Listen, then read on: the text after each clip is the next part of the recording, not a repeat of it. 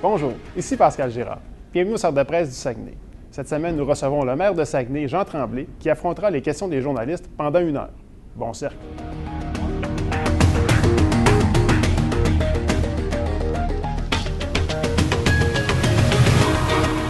Ce matin, c'est devenu une tradition vers la fin de la saison de recevoir le maire de Saguenay, M. Jean Tremblay. Et donc, je vous laisse la parole, M. Tremblay. Merci d'être là encore une fois cette année.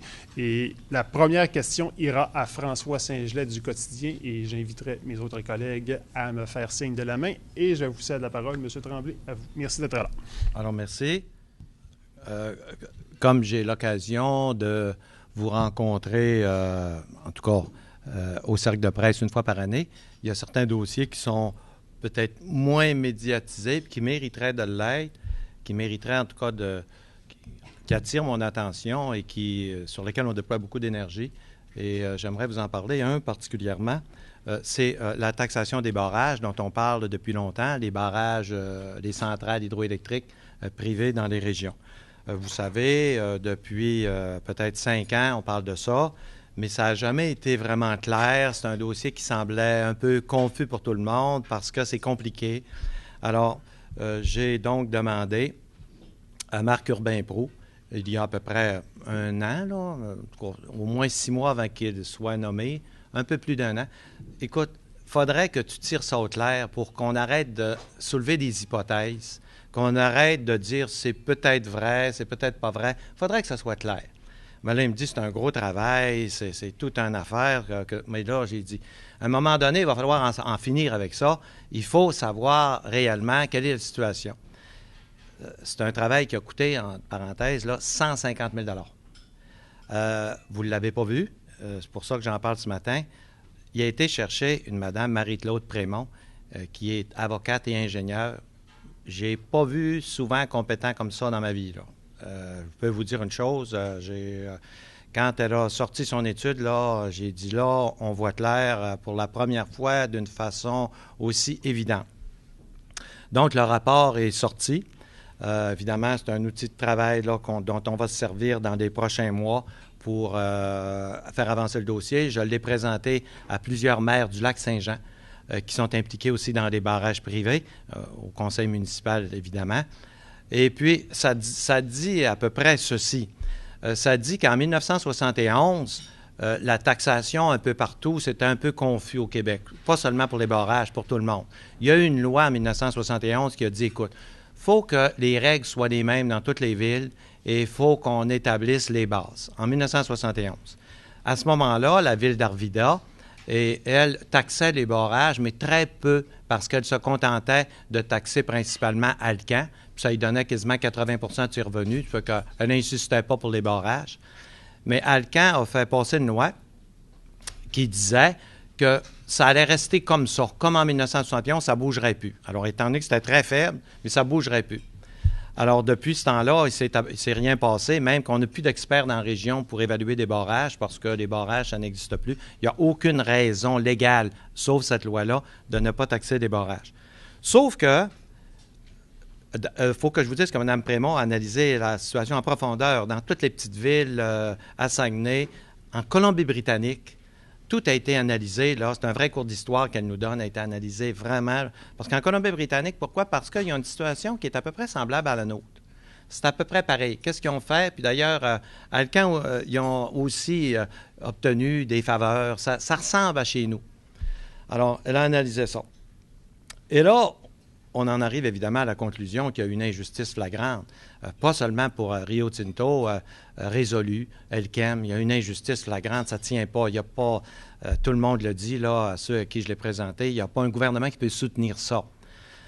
Mais une conclusion évidente, c'est que si on avait eu un régime normal, la ville de Saguenay n'aurait pas une scène de dette. Il aurait payé toutes les dettes de ville de... La ville de Saguenay n'aurait pas une scène de dette. On se serait développé beaucoup plus que ça. Puis, concernant les montants qui sont à facturer, il faut évaluer les barrages. Mais, écoutez, tout le monde reconnaît que, si je prends seulement Rio Tinto, Lyon Résolu, puis Elkem, ils font 700 millions de profit net avec le barrage, le central.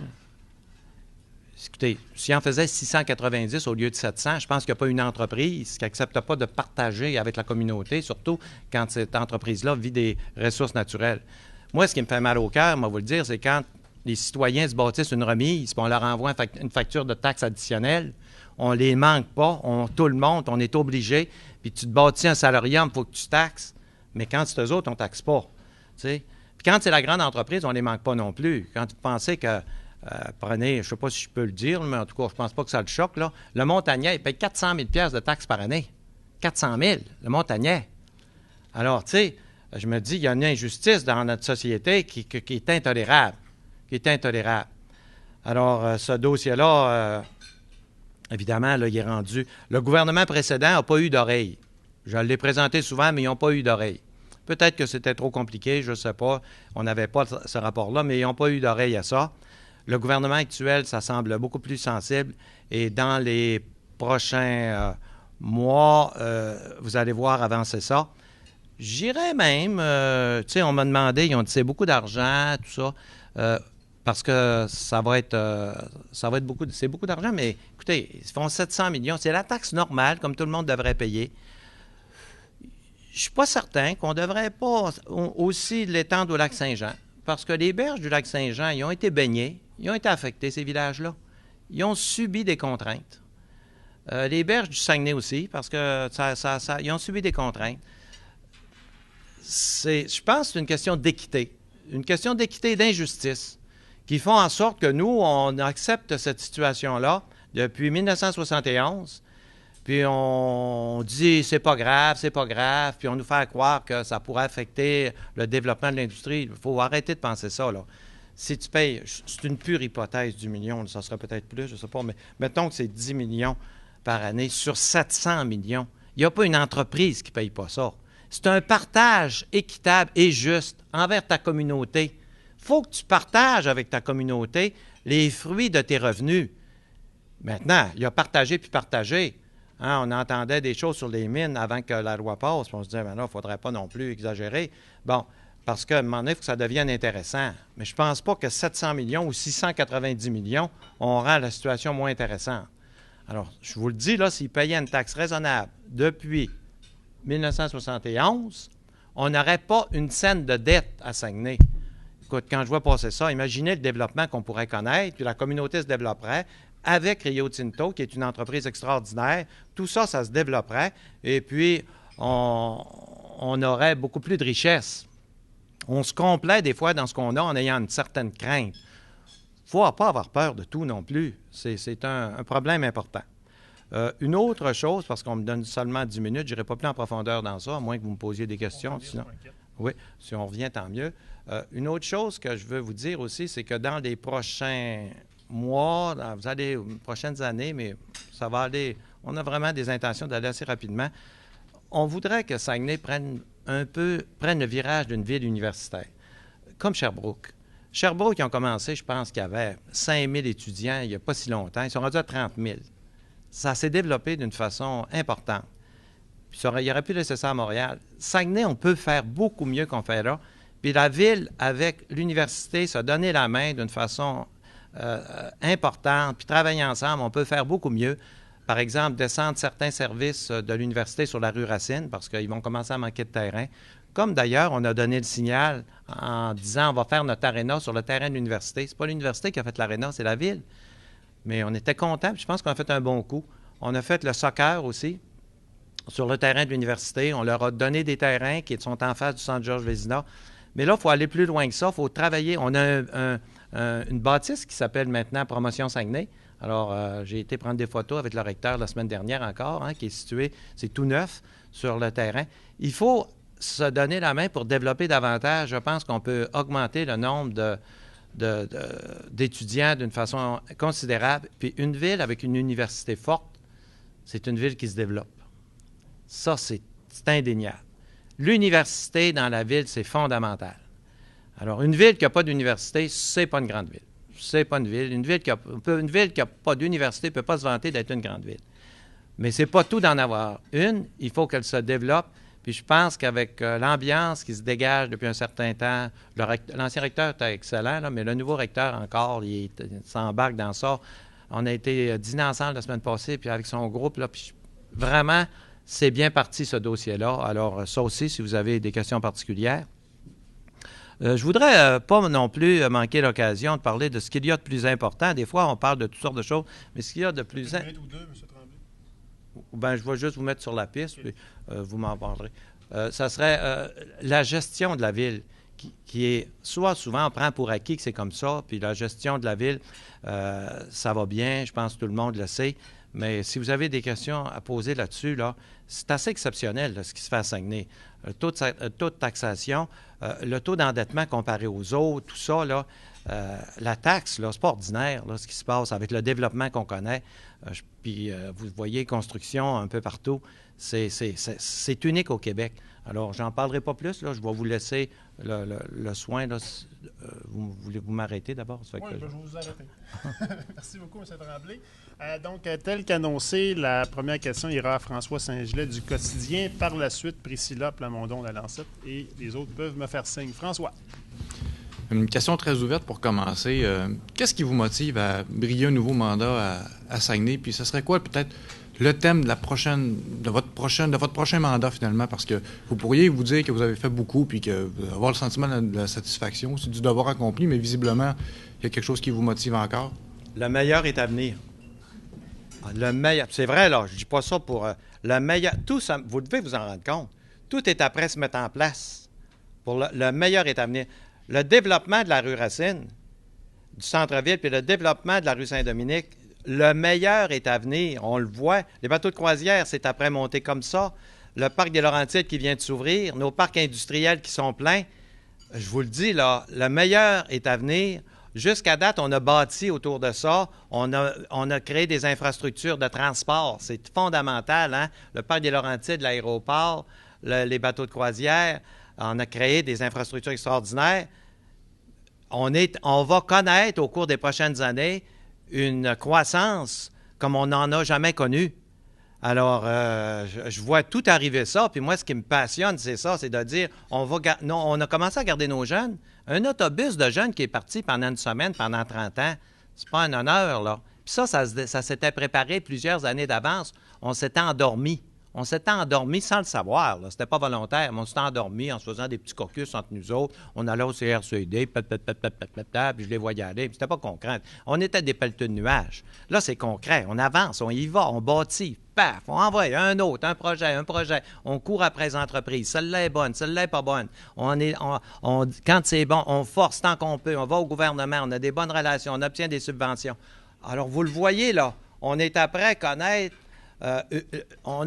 On a transformé 7 villages en une ville. Et puis, cette ville-là, c'est long faire ça. Ça a pris 10 ans, là, tout mettre en place nos infrastructures. Le parc des Laurentides, il est fini. L'aéroport, il en reste encore un petit bout. Le tarmac, tout ça, c'est fait parce que le tarmac, on ne fait pas recevoir d'avion. Ça nous prend une douane, ça nous prend toutes sortes de choses. Mais on est parti pour la meilleure. Alors, c'est ça qui me motive, c'est de voir cette ville-là se bâtir. D'après moi, dans les prochaines années, préparez-vous à voir du développement là, à haut niveau. Là. Vous parlez des douanes, M. Tremblay. Est-ce que c'est un dossier qui semble complètement bloqué à Ottawa? On a reçu Denis Lebel, il le répète à chaque fois. Même, il dit quasiment à boutade, là, si ça sert juste pour partir des autobus, des avions dans le sud, ça ne donne rien. Ça semble vraiment bloquer les douanes. À toutes les fois qu'on a un dossier qui est les meilleurs, ça commence toujours par un blocage. Écoutez, la Tour Eiffel, ils voulaient la déconstruire après. Ils ont passé un vote un an plus tard, puis ça a passé par une voie. Ils voulaient la débâtir. Les meilleurs projets, ça commence comme ça. C'est un politicien, là, il faut que ça ait de l'opposition. Il faut que la population là, qui dit non, pas de l'opposition comme on l'entend habituellement. Là, papa, je compte tout. Ça ne donne rien. Ça ne donne absolument rien. Les partis politiques, là, moi, j'en ai jusque-là. Là. Les partis politiques municipaux, regardez ce que ça donne. On le voit à Montréal, là, ça ne donne rien, ça. Là, moi, je pense qu'un maire, ça doit se faire élire, vivre avec les conseillers qu'il a et dire on se développe, créer un esprit ensemble, sans arrière-pensée, d'esprit de parti. Oh non, c'est mon parti, mes amis, ma gang. Ça ne prend pas des gangs. Si vous avez remarqué, il n'y a pas de gang à l'Hôtel de Ville. Là. C'est pas une gang. C'est pas ça. On travaille pour les citoyens, tous ensemble. Puis là, on s'en va tous dans la même direction. Alors, c'est pour ça qu'on va arriver on obtient des succès comme ça. Les douanes, c'est vrai que c'est bloqué. C'est vrai. Mais si c'était facile, je ne me présenterais pas maire, je laisserais l'autre. Mais là, c'est les affaires difficiles qu'on est capable de régler. Quand c'est difficile, si je me prétends que je suis bon, à ce moment-là, tu vas régler les affaires difficiles. Hein? C'est facile. Si j'arrive à Ottawa et des douanes, tu veux les douanes? Oh oui, tu es un bon gars, on entend parler de toi, tu es populaire, on va te les donner. Facile, ça. C'est quand tu arrives, tu as un nom. Tu t'en vas dans le bureau du ministre, tu as un nom. Parfait, on va aller voir l'autre. Parfait, on va aller voir l'autre. J'ai parlé à M. Harper 2 fois. Puis je peux vous dire que je vais le revoir bientôt, puis ça va être encore ça. Il lâche pas. Il va dire non, je lâche pas. Ça nous les prend. Puis on développe des arguments. Tout le temps, de nouveau. Je vous le dis, là, quand je commence à en avoir pas mal d'arguments. À toutes les fois, regarde, on aurait eu ça, mais on ne l'a pas. Tout est bien noté. On aurait eu ça, mais on ne l'a pas. Là, je n'ai pas le temps de vous énumérer toute la liste, mais je tiens à vous dire une chose, là. À un moment donné, il va y avoir un mur. Ils vont dire la région ne se développe pas parce qu'on n'a pas de douane, c'est un frein important. Voici pourquoi, puis des preuves sont là, puis ils vont être obligés de plier. Je le sais comment ça finit par plier un politicien, parce que moi aussi, je finis par plier des fois. Quand tu es devant un mur, tu plies. Parce que tu dis là, c'est l'évidence. C'est l'évidence. Je ne peux pas m'objecter à ça. C'est évident. Alors, à un moment donné, ils vont être obligés de plier. Alors, mais j'en ai parlé à Denis Lebel. Vous dire, par exemple, que Denis Lebel, actuellement, là, en tout cas avec moi, là, c'est un non d'une façon catégorique. Là. J'ai dit ce que je suis après faire. Continue de même, on verra. Non, il ne faudrait pas penser que c'est Denis Lebel qui nous bloque. Je ne vous dirais pas non plus qu'il est emballé, là, mais je ne vous dirais pas qu'il nous bloque, mais je vous dirais que quand on va arriver avec ce qu'il faut, c'est certainement pas lui qui va nous nuire. Non. Est-ce que vous pensez que Danny Morin est d'une certaine utilité? Parce que c'est quand même un dossier qu'il a porté. Bon, il avait fait le site web. Et... Bien, tout le monde peut nous aider. Oui, tout le monde. Bien, honnêtement, quand tu es dans l'opposition, c'est plus difficile. Vous m'entendiez, quand c'était le Parti libéral, dire aux autres partis, bien, c'est difficile pour moi. J'avais des députés ici qui étaient dans l'opposition. C'est difficile. Mais à l'heure actuelle, là, vous ne m'entendez pas parler souvent des partis de l'opposition. On ne travaille pas avec l'opposition. Ça ne marche pas. Puis ça choque le parti au pouvoir. Tu veux travailler avec lui? Ils ne nous le disent pas. Tu veux travailler avec lui? Parfait, arrange-toi avec. C'est comme ça qu'ils vivent. Puis c'est peut-être humain, je ne sais pas, mais c'est comme ça. Donc, moi, mon travail, c'est de travailler avec le parti au pouvoir. Puis à l'heure actuelle, le parti au pouvoir, c'est le Parti québécois, c'est le Parti conservateur. C'est avec ces gens-là que je travaille.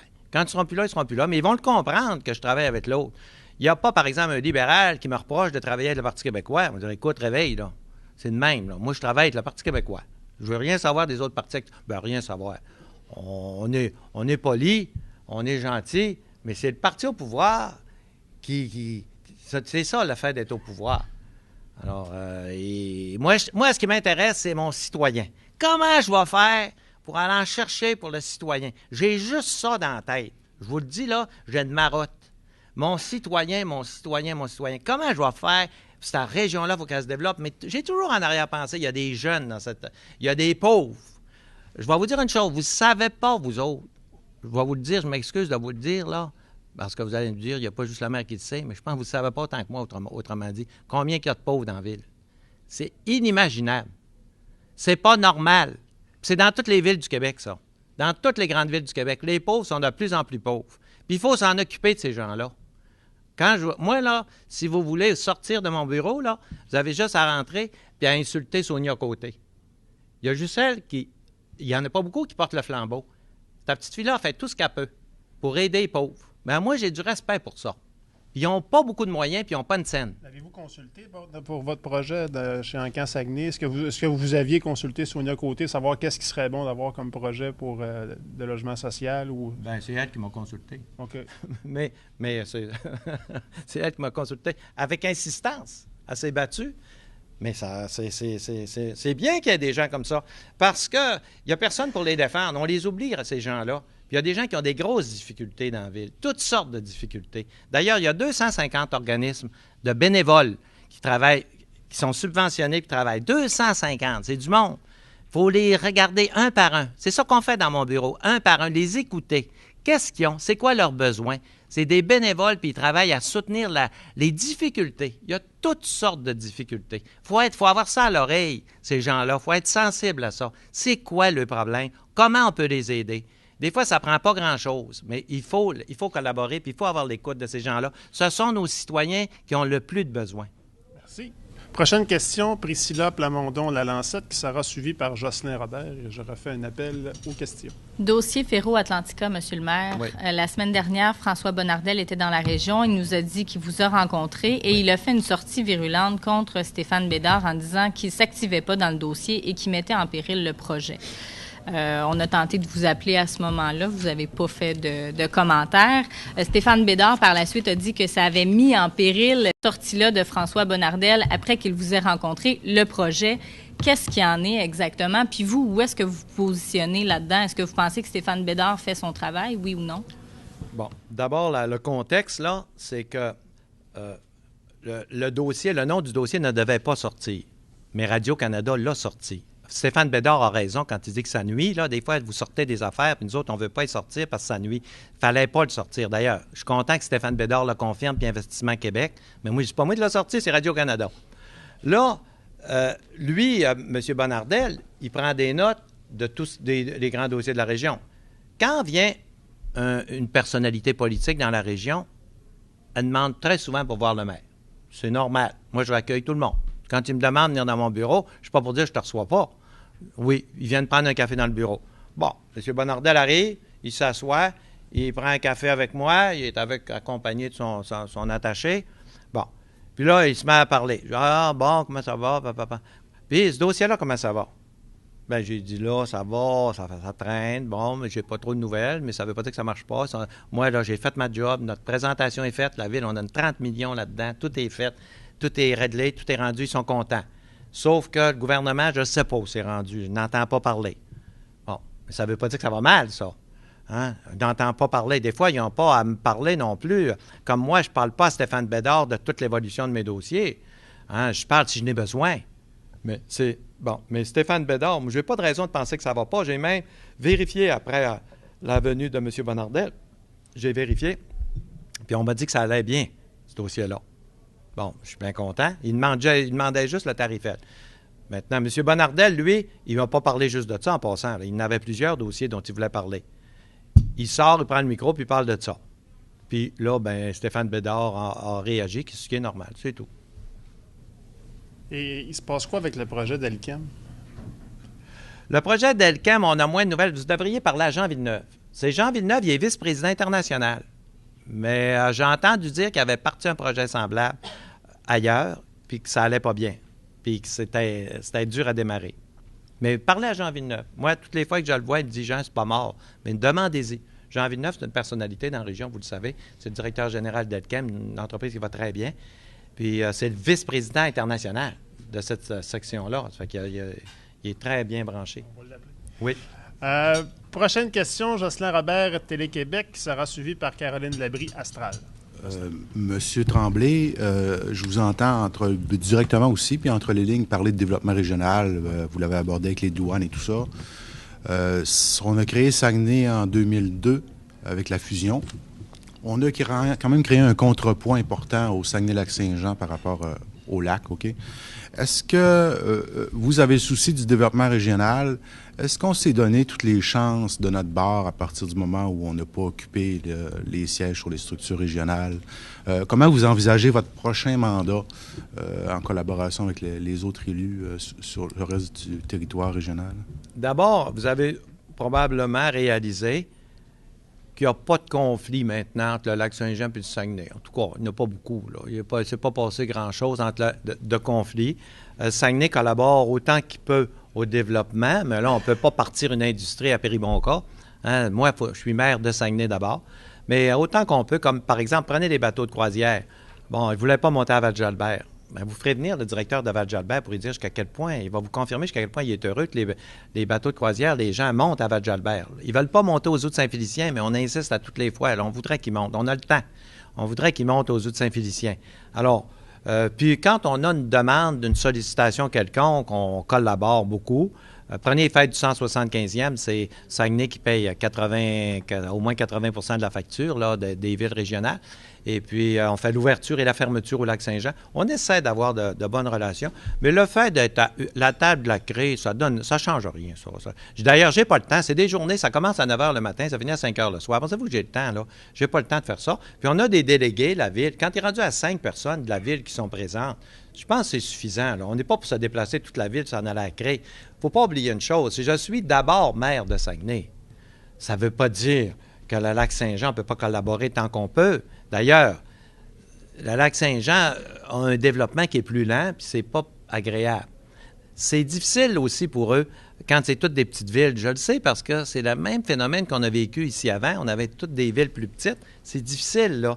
Hein, parce qu'il y a tout le temps les maires en même table, on ne pense pas tous pareil, puis je le sais ce que ça fait. Il y a comme un petit conflit de personnalité. Oh, c'est pas toi qui vas gagner, c'est pas toi. Il parle de fusion dans le Haut-du-Lac, Roberval, Saint-Félicien. Est-ce que vous croyez, bon, Saguenay, vous dites que ça a pris 10 ans pour faire une ville. Est-ce que vous croyez que c'est un élément qui pourrait aider, par exemple, de fusionner des municipalités au lac? Bon, pas vous qui déciderez pour eux, là, mais vous en pensez. Est-ce que vous pensez que ce serait quelque chose qui pourrait les aider? S'ils n'étaient pas aussi éloignés, ça pourrait se faire. Mais Saint-Félicien, Roberval, c'est très éloigné.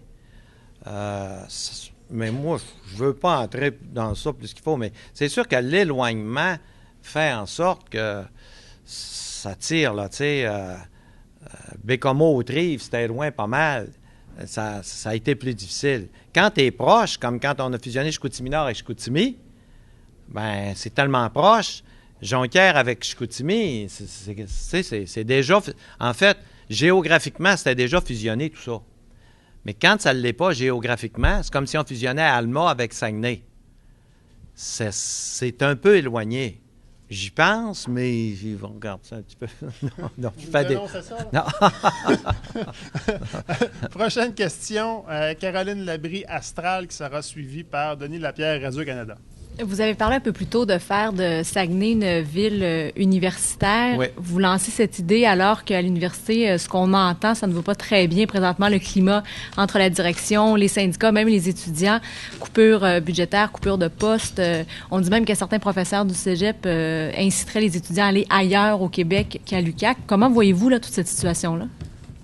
Mais c'est pas grave, ça. Des fois, c'est dans les temps où tu as le plus d'argent que tu réfléchis le moins. Il y a moins d'argent, donc là, on peut faire des choses en commun, des mariages qui feraient en sorte, comme moi j'ai dit à l'université, si jamais vous décidez de vous en venir sur la rue Racine, parce que sur la rue Racine, là, on parle d'affaires, mais vous n'avez pas tout vu, j'aime autant vous le dire.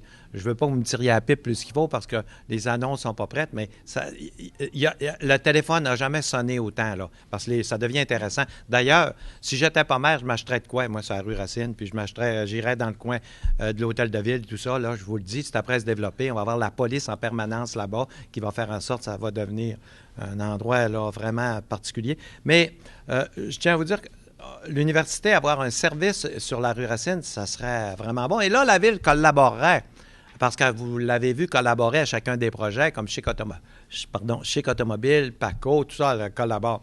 Là, on pourrait collaborer d'une façon concrète. Collaborer d'abord en investissant, préparant le terrain, préparer les égouts, les aqueducs, l'asphalte, améliorer les affaires. Bon, c'est une belle occasion. Et aussi, quand on sollicite le gouvernement, puis qu'on est tous ensemble, c'est beaucoup plus fort.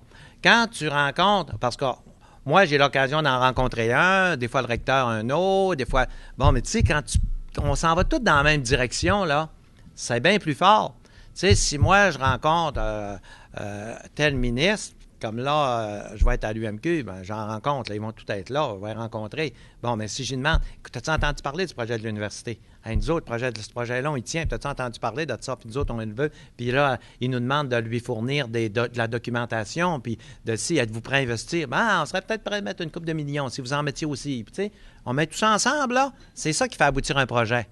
Tandis que quand on travaille en vase clos, l'université fait son affaire, on n'entend pas parler, on ne sait même pas qu'il y a une subvention, c'est moins fort.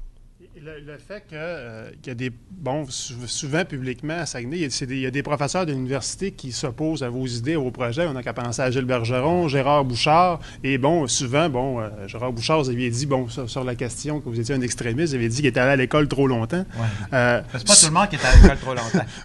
Bien, c'est ça. Là, vous parlez d'avoir des projets avec l'université, mais il y a quand même certaines frictions, peut-être pas avec des recteurs, mais avec certains professeurs et certaines idées qui peuvent être lancées. J'ai enseigné moi-même à l'université, hein? J'ai même enseigné au recteur. J'ai été le professeur du recteur actuel. Fait que, il y en a qui disent, la mère, écoute, j'ai enseigné au recteur. Chez nous, il y avait 2 pianos. Hein? La musique, chez nous, c'était plein. Les gens, ils disent, mais c'est pas parce que je me prétends pas culturel que s'il y en a un qui l'est, je pense pas qu'il y en a beaucoup qui ont lu autant que moi. Hein? J'ai 4 livres électroniques, j'arrête pas de lire. Parlez-moi d'histoire, parlez-moi de culture. Mais il y a des gens, ils vont dire, le maire, des fois, il est terre à terre. Oui, parce que quand tu bâtis une ville, là, tu fais pas de la philosophie, là. Hein? Tu t'occupes de tes citoyens. Ce qui compte, c'est d'avoir un cœur pour t'occuper de tes citoyens, pour t'occuper de ta ville, se développe. Je suis là pour ça. Je ne suis pas là pour développer mes grandes idées culturelles. Mais il reste une chose, c'est que quand on parle d'université, professeur, ben moi-même, j'enseigne au recteur. Fait que je sais ce que c'est l'université, là. J'ai côtoyé ces gens-là. Votre question, c'était quoi? Ben, non, vous dites que vous voulez avoir des bonnes relations avec l'université, que vous voulez faire de Saguenay une ville universitaire, mais je veux dire, il y a certaines relations avec certains professeurs qui ne sont pas nécessairement au beau fixe et qui donnent parfois l'impression, que le maire de Saguenay peut en avoir un peu contre les professeurs à l'UQAC. Non, là, faut pas identifier Gilles Bergeron à l'université. Je veux dire, vous pouvez bien, là, mais ça va toujours exister, ça. D'abord, c'est des gens, vous savez, il y a certains professeurs à l'université, je ne veux pas élaborer là-dessus, là, mais il y en a. C'est que ça fait, ça. Mais de la position, j'en ai partout. Il y a toujours des gens dans tous les secteurs qui vont dire, lui, là, je l'aime moins. C'est normal, ça. Si j'étais aimé de tout le monde, ce serait mauvais signe. Quelqu'un qui est aimé de tout le monde, là, méfiez-vous de lui. 85, ça fait un bon score. C'est pas pire. Mais c'est normal. Écoutez, il ne faut pas penser que c'est drôle, quand je mange avec les gens de l'université, quand je les rencontre partout, on ne parle pas de ça, là. Chaque professeur est autonome, chaque professeur a son droit, puis heureusement que c'est comme ça, là. Chaque professeur peut dire des choses, mais Gérard Bouchard, il ne me dérange pas beaucoup, là. On ne peut pas dire ça. Puis Gilles Bergeron, mais c'est parce que vous lui donnez de l'importance, vous l'invitez ici, vous lui donnez de l'importance. Mais à part de ça, là, puis c'est l'ancien penseur du CRCD. Puis je sais ce que j'ai ramassé, moi. Fait que non, c'est pas un sujet qui me préoccupe beaucoup. C'est beau. Prochaine question, Denis Lapierre, Radio-Canada, qui sera suivie par Julien Renaud, Le Quotidien. M. Tremblay, évaluation municipale, le nouveau service cette année a fonctionné. Il y a eu, en tout cas, des pépins qui ont été recensés. Il y a des gens qui ont contesté. D'abord, j'aimerais savoir l'évaluation que vous faites de votre service d'évaluation, si l'expérience va bien. Deuxièmement, si vous avez les données concernant le nombre effectif de contestations qui ont été déposées. J'ai tenté de le savoir par votre service de communication et je n'ai pas eu de réponse. Bon. Donc, je profite que vous êtes là. D'abord, le service d'évaluation, je ne vous comprends pas de dire ça. Vous le dites tellement, là, que je pense que vous le croyez. Madame Plamondon-Lalancette m'appelle une semaine avant la fermeture, parce qu'on est jusqu'au 30 avril. Une semaine avant, elle m'appelle et elle me dit « Vous avez combien de contestations? » Bien, j'ai dit « C'est dans une semaine. » « Attends une semaine, dans une semaine, je vais te le dire. » « Non, je veux savoir combien vous en avez, puis je fais mon reportage à soir, puis c'est bien de valeur. » Mais j'ai dit « Attends une semaine, là, je ne le sais pas. Ça, je vais le sortir pareil, puis je vais le faire à soir. » Bon, mais j'ai dit « Je vérifie, il y en a 90. » D'abord, le service d'évaluation, là, il est beaucoup mieux fait qu'avant. Ça, je vous le dis, là, c'est beaucoup mieux fait qu'avant. On a une équipe extraordinaire à la ville. Pour faire ça, là, avoir su, on l'aurait fait bien avant ça. Imaginez-vous que dans les contestations, il y a à peu près 70 000 unités. La fois d'avant, quand ce n'était pas nous autres, il y avait eu 272 contestations. 272. Cette fois-ci, une semaine avant, il y en avait 90. Mais là, Radio-Canada s'est mis à faire de la publicité, puis à dire que tout était croche, puis qu'il y avait eu une erreur dans l'informatique, puis il y avait eu... Là, ça a monté tout le monde. Il y en a qui ont contesté. Je conteste parce que je sais qu'il y a eu une erreur dans l'informatique. C'est même pas vrai. On n'a jamais eu d'erreur, il n'y a jamais eu de bug. Moi, je les ai fait venir. J'ai dit, expliquez-moi ça, vous avez eu... Pantoute. Même j'ai dit, Radio-Canada, pantoute. Ils ont dit, pas vrai, ça. Alors là, tout est parti. Là, ça a monté à 372. On a fermé à 372. Mais à force de monter ça en épingle, faire une publicité de même, ça, c'est de la mauvaise information. Pourquoi pas attendre une semaine? Mais Mme Lalancette, elle avait dans la tête, c'est ça, puis il m'a voulu sortir, puis non. Pourquoi? C'est qui se prête? Alors, on a fait une campagne de publicité. Mais c'est ça, 372. Mais je peux vous dire que c'est très bien fait. C'est de valeur parce que les citoyens vont payer. Ils vont payer 2 fois 75 $. Une fois parce qu'ils vont s'en aller puis ils vont se le faire expliquer par la ville. Puis s'ils décident que ce n'est pas suffisant, il faudra qu'ils aillent devant le tribunal, ils vont repayer une autre fois 75 $.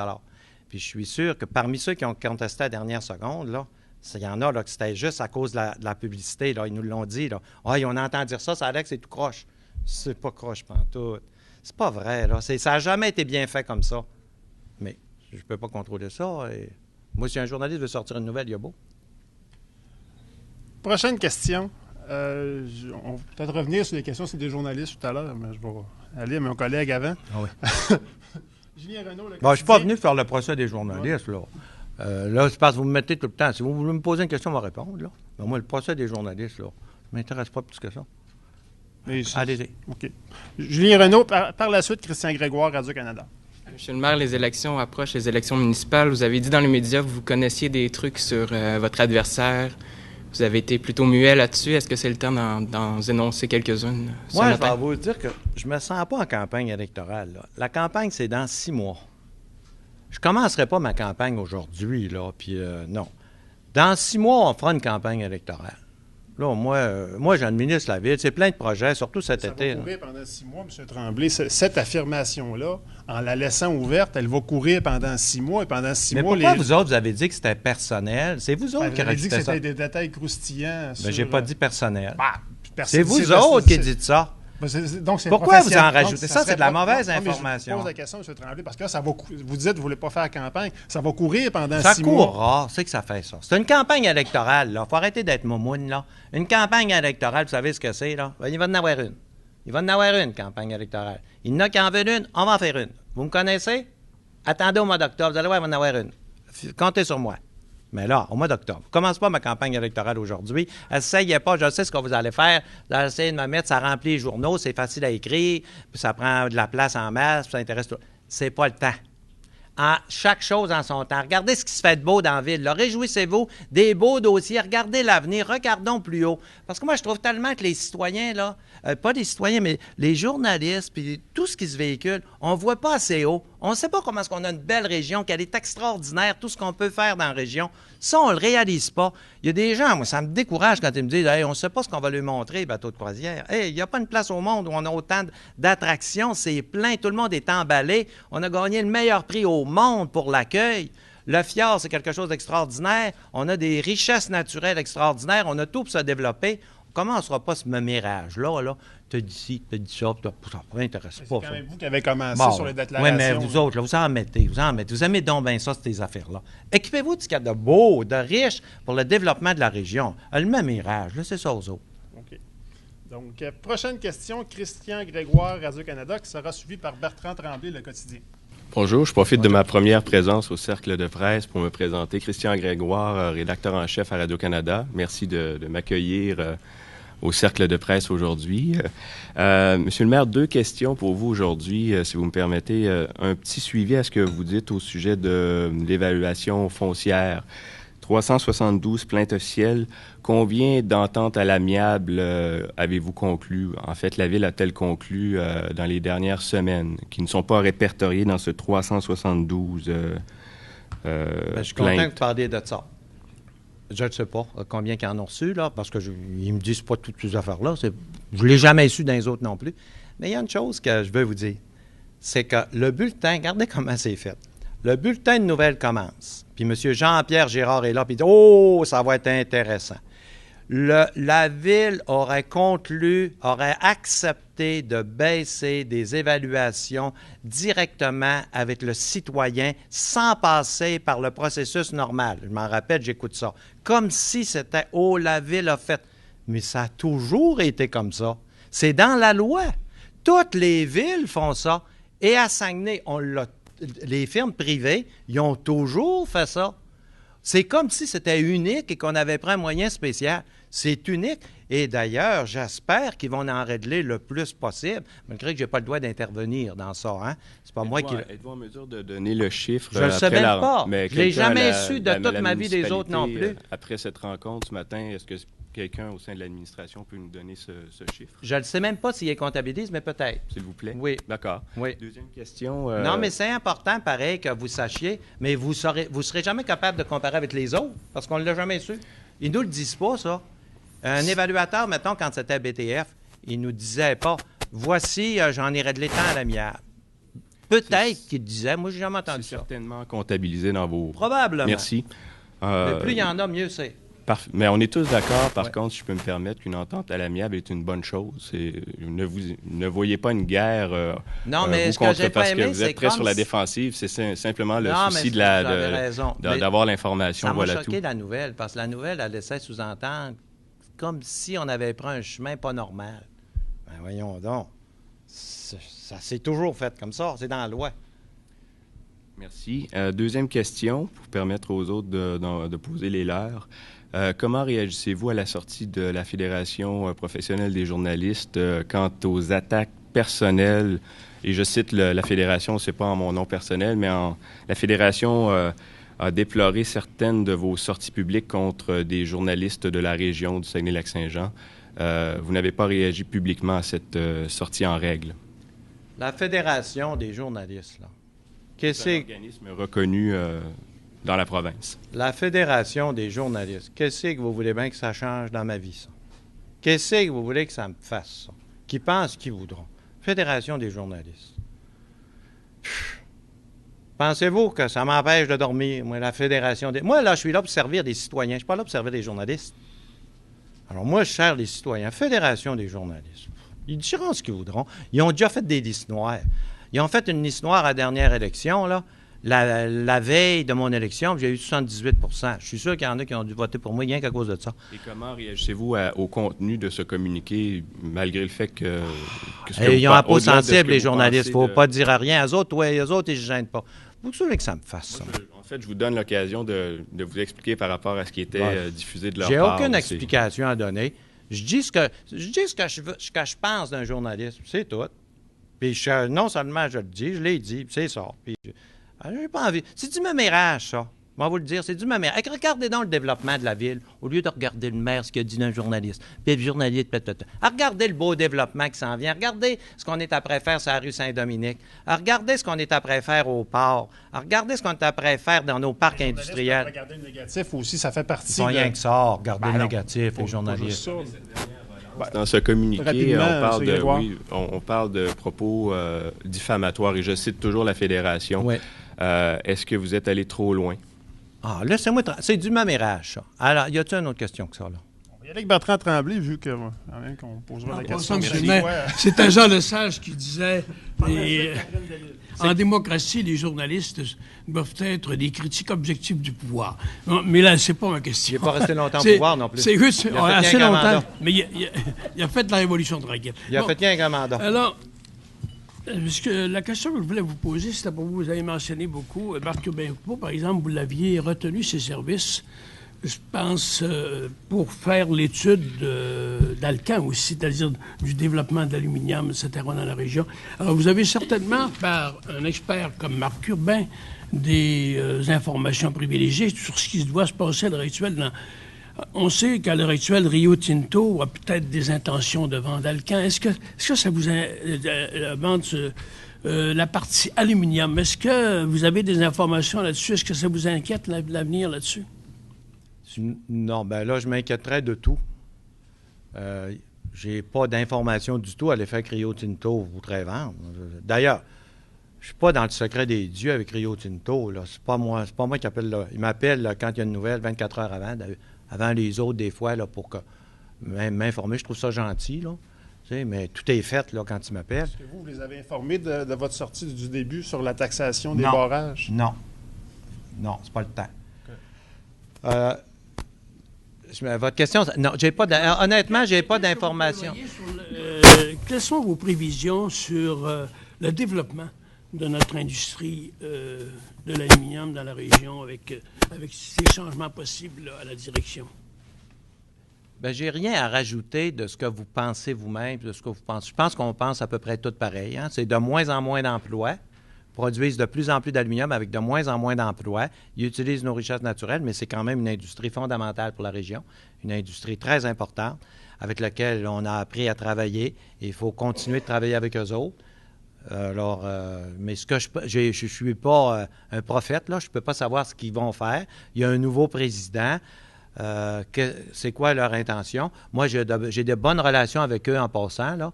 C'est surtout Étienne Jacques que je vois souvent. Mais on a d'excellentes relations. On a encore soupé ensemble il n'y a pas longtemps.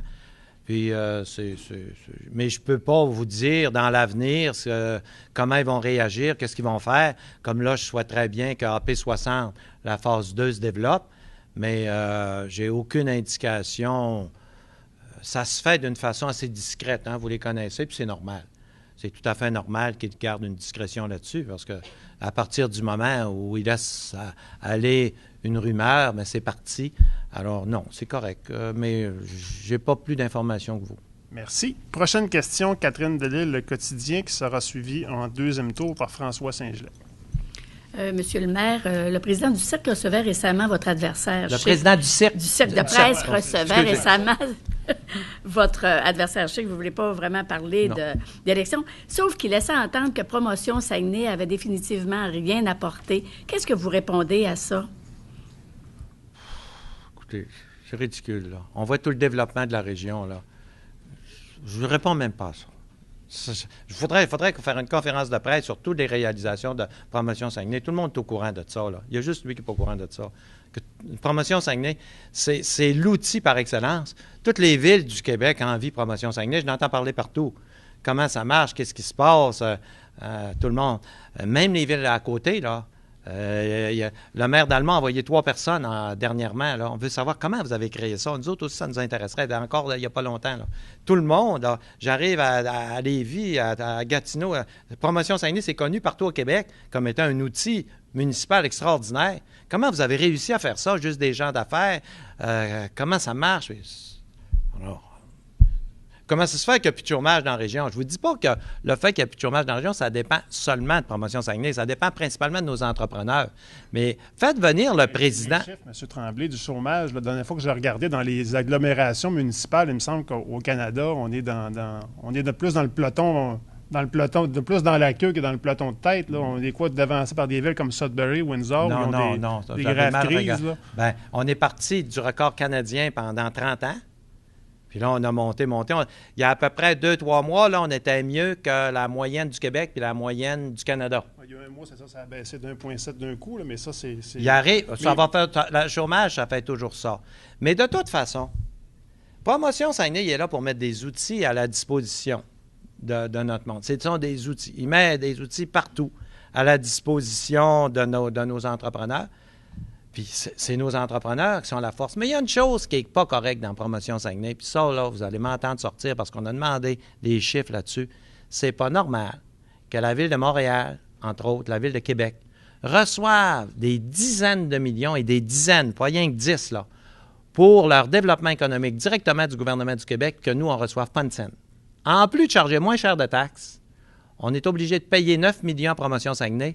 Et la Ville de Montréal, à toutes les années, c'est phénoménal ce qu'ils reçoivent pour leur développement économique. Mais ça, la Ville de Montréal, quand ils reçoivent un chèque, il y a 10 cents sur une pièce qui est payée par nos... Nous autres, on est 10 fois plus petits que Montréal. Monsieur le maire, combien la Ville donne déjà pour Promotion 9 Saguenay? millions. 9 millions. Puis à Montréal, à Québec, une ville qui se tient doit donner au moins, elle doit mettre 5 % de ses revenus dans le développement économique. En Asie, c'est beaucoup plus que ça. C'est pour ça que les villes d'Asie, ça se développe. Hein. Eux autres, ils mettent beaucoup plus que ça. Mais en bas de 5 % on n'est pas dedans. 5 % de 300 millions, notre budget, c'est 290. C'est 15 millions. Alors, vous allez me dire, tu ne mets même pas le seuil minimum. On travaille autrement. Bon, puis la Ville, il faut dire qu'elle en met aussi à part de Promotion Saguenay. Mais si on ne met pas 5 % de nos revenus dans notre développement économique et touristique, les deux, on n'est pas dedans. Alors là, les autres villes le mettent aussi dans leur développement économique et touristique. Là. Si vous allez à Trois-Rivières puis vous prenez tout, sauf qu'il est plus éparpillé, il est plus un peu partout, mais il faut qu'ils le mettent. Mais je pense que Promotion Saguenay, c'est un outil là, extraordinaire. C'est l'outil de développement de la ville. Là. Tout le monde l'envie. On va partout puis on n'entend que des éloges de Promotion Saguenay. On se le dit pas assez. Moi, je trouve qu'on se méprise entre nous. On a des belles choses dans la région puis on se le dit pas assez. On devrait être fiers. Hein, la Ville, elle doit être fière de ce qu'elle fait. On a des belles choses à Saguenay, ça se développe. C'est beau, là, de développer cette fierté-là, parce que là, tout le monde il dit, bon, ben moi, je vais rester ici, je vais bâtir des choses parce qu'on a une région d'avenir, on a une région qui va se développer, on a un conseil municipal qui veut le développement. On a Promotion Saguenay qui veut le développement. D'ailleurs, les conseillers municipaux qui suivent au pouce Promotion Saguenay sont tous emballés du travail qui se fait là. Vous n'en voyez pas un critiquer, hein? Hey, eux autres, ils le voient, là, ils regardent, parce qu'eux autres, ils ont des rapports plus serrés, évidemment. On leur dit régulièrement, voici tout ce qui se passe. Ils sont emballés du développement de Promotion Saguenay. Merci. Prochaine question, François Saint-Gel, Le Quotidien, qui sera suivi par Priscilla Plamondon, La Lancette. Les citoyens que vous rencontrez, de quoi ils vous parlent? Quelles sont leurs principales préoccupations? Est-ce qu'ils vous parlent des dossiers comme les croisières, comme Grand'Anse, la voie ferrée? Est-ce qu'ils vous parlent justement de Promotion Saguenay? C'est des choses qui reviennent souvent dans l'actualité. Est-ce que ça, c'est des choses dont les citoyens vous font part quand ils vous rencontrent? Quand je rencontre les citoyens, c'est souvent, là, c'est plus des projets terre à terre, là. Ça a été mal déneigé. C'est des choses, ça, c'est normal. En avant de chez nous, là, il y a un trou. La ville, il y a du bruit, là. C'est des choses comme ça. C'est tout à fait normal. Le citoyen, il a sa vie chez lui. Puis s'il se passe quelque chose chez lui qui est dérangeant, il va m'en parler.